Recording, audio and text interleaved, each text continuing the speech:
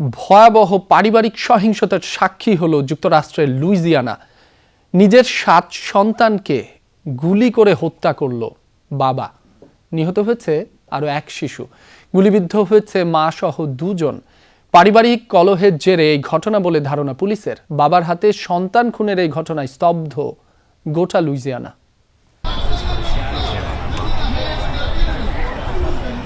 যুক্তরাষ্ট্রের লুইজিয়ানা অঙ্গরাজ্যের শ্রিভেপোর্ট শান্ত শহরটিতে রোববার ভোরের আলো ফোটার আগেই ঘটল নারকীয় এক হামলা।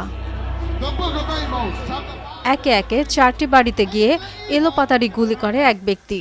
শুরুতে একটি ভবনে ঢুকে গুলি করে নিজের স্ত্রী সহ আরও এক নারীকে।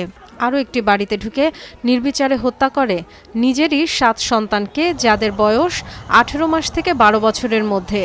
গুলিতে প্রাণ হারায় আরও এক শিশু। ছাদ থেকে লাফিয়ে প্রাণ বাঁচায় এক কিশোর। আহত হয়ে হাসপাতালে চিকিৎসাধীন সে। মূলত 4টি স্থানে হামলা হয়েছে। আমার পেছনের ধূসর বাড়িটিতেই 8 শিশুকে হত্যা করা হয়েছে, যারা 1.5 বছর থেকে 12 বছর বয়সী ছিল। একটি শিশু ছাদ থেকে লাফিয়ে পড়ে আহত হয়েছে, তবে সে বেঁচে গেছে। সন্দেহভাজন হামলাকারীর নাম শামার এলকিন্স। হত্যাকাণ্ডের পর একটি গাড়ি ছিনতাই করে পালিয়ে যাচ্ছিল হামলাকারী। পরে তাকে ধাওয়া করে পুলিশ।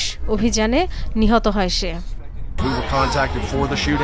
হামলাকারী কাছাকাছি রাস্তা থেকে অস্ত্রের মুখ থেকে একটি গাড়ি ছিনতাই করে পালায়, কিন্তু পুলিশ দ্রুত তার অবস্থান শনাক্ত করে ধাওয়া করে।